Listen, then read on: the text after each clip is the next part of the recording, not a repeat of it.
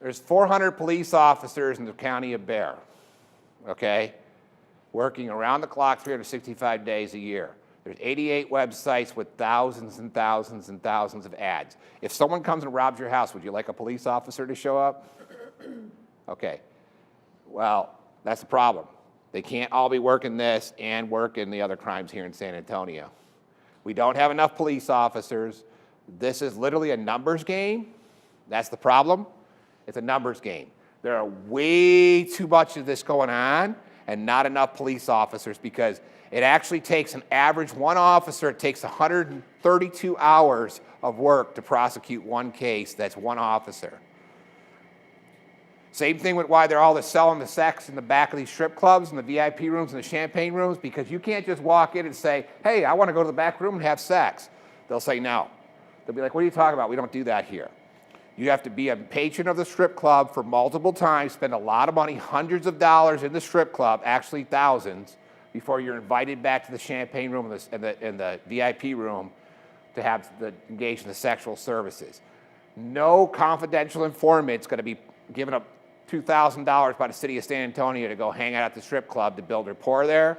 Your taxpayers are just not going to pay for that. I mean, really. You know, they're not going to pay for someone to sit there. So that's why it's so hard to prosecute these things. It's so hard to get that evidence and information. That's what remember I told you that gut-wrenching part I had agreed? That was one of them. This is illegal, this is bad, why is this not stopping? It's a numbers game. So, a little bit more on there. I told you you can put everything in there from everything you want. I opened it up to even more categories, and I ended up getting a search category. When I went within a certain distance, I ended up getting 2,185 ads that I found that were active for 18 to 24-year-olds, 5 feet tall, tiny, skinny, within like 50 miles of that zip code. 2,000 ads. Thousands and thousands. These survivors do not present as victims. They present as sometimes criminals, victims of family violence, sexual assault, running away truancies, curfew violations, homelessness, shoplifting. That's how they present. Survival crimes. And they're hardened by the time that they're actually running into. They're hardened to believe that you're not going to believe them, and even if they tell what's going on, you're going to treat them like garbage. So they're going to push you away because they're so tired of being hurt. And they believe the only person they can trust is the trafficker. That's why you have to know your ABCs of trafficking. You have to understand appearance, behavior, and communication. How do they look? How do they behave? How do they talk? Do you see signs of abuse? Do you see those tattoos on there that indicate trafficking? Things like Playboy Bunny, the dollar signs, some guy's name tattooed across their neck or their chest. Do they have that black rose? Do they have poor personal hygiene? They look sick. They look like they're tired. They have bruises or hypersexualized clothing, because they do switch the clothing back and forth. You know, if they're not eating right, not sleeping right, they're not getting proper nutrition and hygiene, because they're not allowed to eat or sleep until they make their daily quotas, which is here in San Antonio, in this area, daily quota is 2,000 a day. 300 to 500 for the girlfriend experience. That's everything's on the table on time. $120 for the porn star experience. That's 1 hour timed straight sex. So how many people do you have to engage with to have that, make that money? They change clothing back and forth. Do they have behaviors where they talk about the older boyfriend or girlfriend that they have to keep happy? Are they visibly insecure around law enforcement security figures? Okay, signs of depression, anxiety, drug use. Is this the kid that's in the classroom that used to love going to soccer practice, used to love being involved with drama class, used to love art class, but now has absolutely no attention span for that, can't keep themselves awake, and they're talking to their friends all the time about their older boyfriend or girlfriend? How do they communicate? Can they provide clear stories about what's been going on? Do their stories break down when they start talking about what's going on with them? Oh, I'm staying with my aunt and uncle now, that's why I fall asleep, and they have me sleeping on the couch, and we have 4 dogs, and the sky's purple, and because they can't keep it together. They're still in survival brain at this point. They're not in that thinking brain is where things are rational. So even timelines don't make sense. And when you talk to them, if you're especially in an open environment or you're in a classroom, they look back at another companion for all those answers. That may be that bottom girl or boy. You have to adopt a victim-centered approach when you talk to this individual. Employ patience, build your rapport. And definitely don't power up or blame them. The last thing you ever want to do is say, well, why did you put yourself in that situation? Or why did you wear that? Or don't why anything. Allow them to tell their story, don't power up. Especially with police officers, one of the things that they know to do with a police officer is when a police officer starts questioning them, they start cussing. Because they know an officer's going to go from, are you all right, are you okay? You start cussing, he's going to drop back one leg, weapon side's going to go out, away from you because he has to do weapon control. He does this without thinking, and here comes the knife hand, where he's giving command authority because he knows the first level of force is officer presence and verbal commands, right? And he's trying to de-escalate the situation. Who really controls this situation? Because started cussing. Don't allow yourself to get built up like that. This picture down in the corner with the officer sitting on the ground, the little boy talking to him, freaks out my cop buddies every single time. They're like, that kid could jump on him at any time. Yeah, but he put his eye level just down to where the child is at so he can make eye-to-eye contact. He's got the little boy talking to him. Rescue only begins with recovery. Recovery, I hate seeing those ads where they're talking about the missing kids and they're like, recovered safe. They're recovered, but they ain't safe. They're still in trauma. They're still in crisis. Bad things have happened. They need tons and tons of hours of rehabilitation. They need lots and lots of therapy. They need a place to go. And all too often, that's not available. Because when you start thinking of those numbers, remember I told you those numbers, you saw how many escorts are out there and everything else? How many beds do you think are in the state of Texas for long-term care of children? Up until October of 2018, there were 28 beds. One facility in Spring, Texas. October 2018, a 48-bed facility opened in Bastrop, Texas. They currently have 4 girls. Oh, by the way, both these facilities only serve girls. No boy beds. Long-term care facilities. So a lot of these young people end up in Clarity and Laurel Ridge and Sash and San Antonio Behavioral Health. They end up there because there's literally nowhere else to go. They're suffering from compound post-traumatic stress disorder. They're suffering from traumas, and there's literally nowhere else for them to go. But you have to watch this population because you're going to have that recruiter in there that thinks, I can run away, I can take this other person with me, and this way here I don't have to do this anymore. And then I can finally escape this.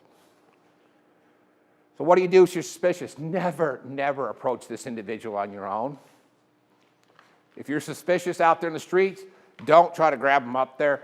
I mean, sir, you're a big guy. I wouldn't tangle with you, but these bad guys got weapons, all right? Don't go after them out there in the streets, okay? If you suspect something, leave a location, go where it's safe to call law enforcement. Call 911.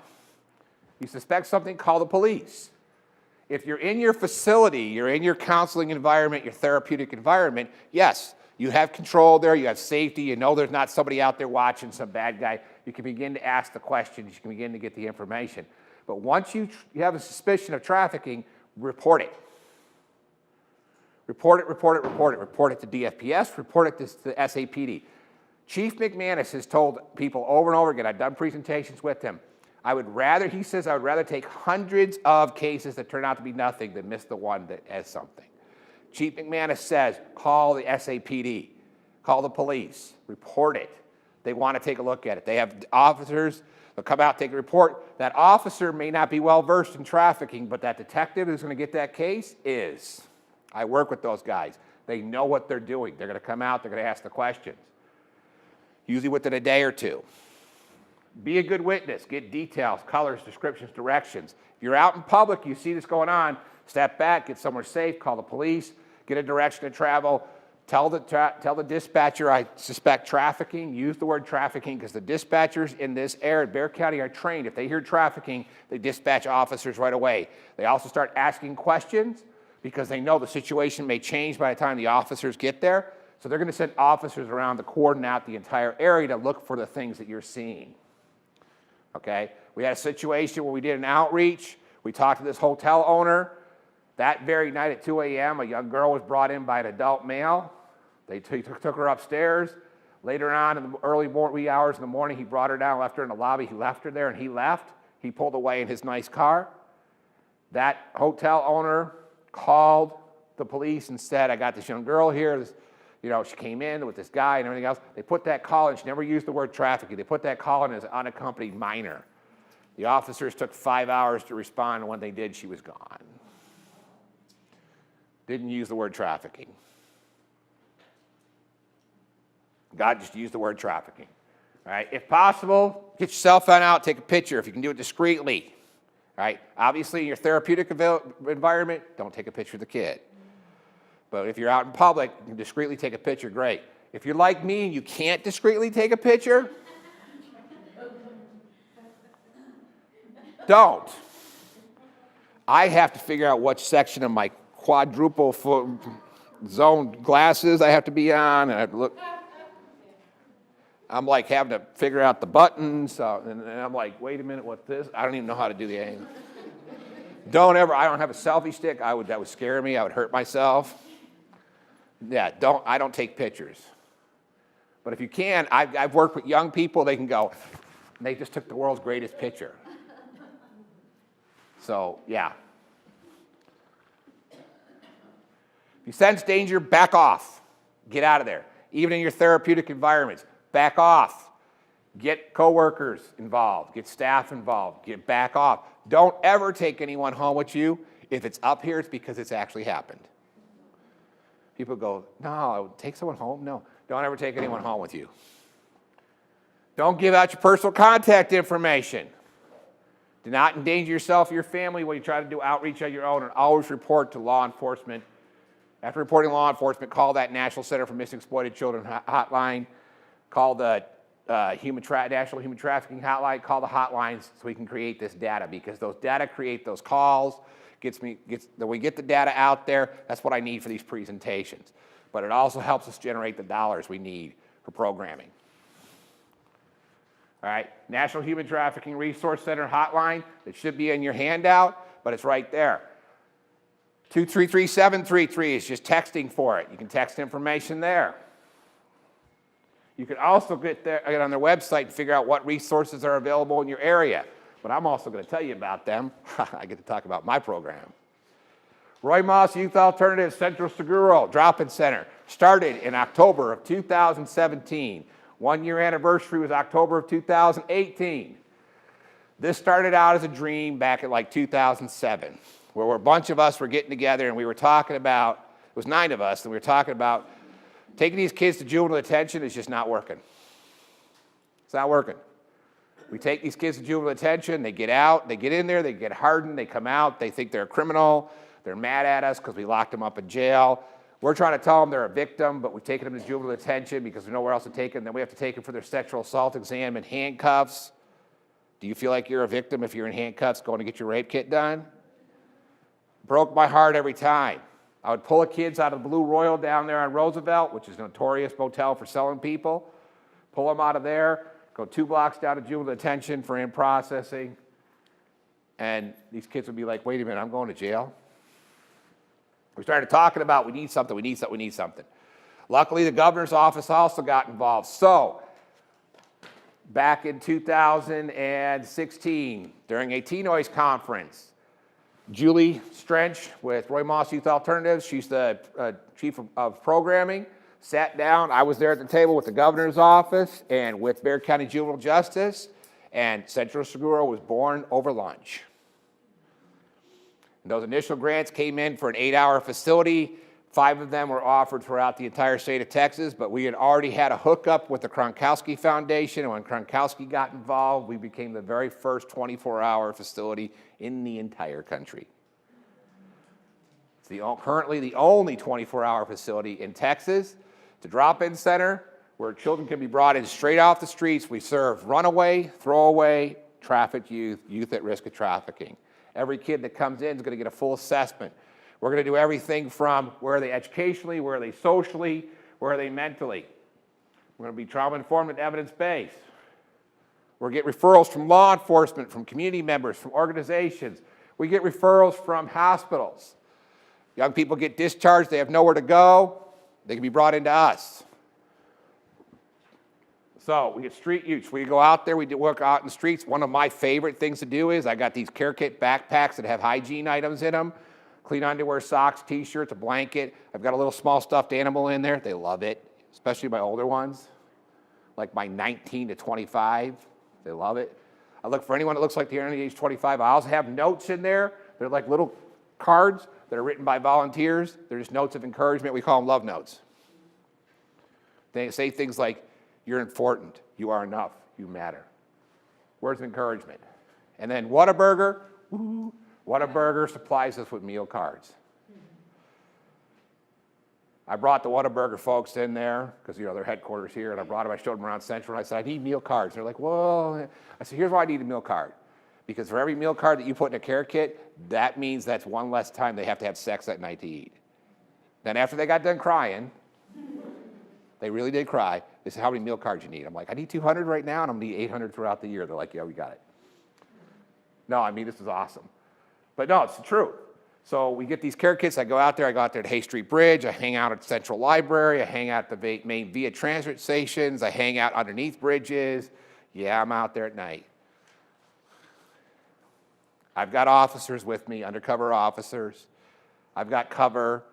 I got all kinds of things. Well, when I go to the Central Library, I hang out there usually one day a week between 4 and 9 p.m. I don't have any officers with me because there's security in there, but that's when the homeless kids come in. They can plug their cell phones in over there. They can get free Wi-Fi. They can access the bathrooms and all these facilities in there. And I hang out there and I talk to them, and I give them a backpack. Usually they don't come in that night because they're creeped out.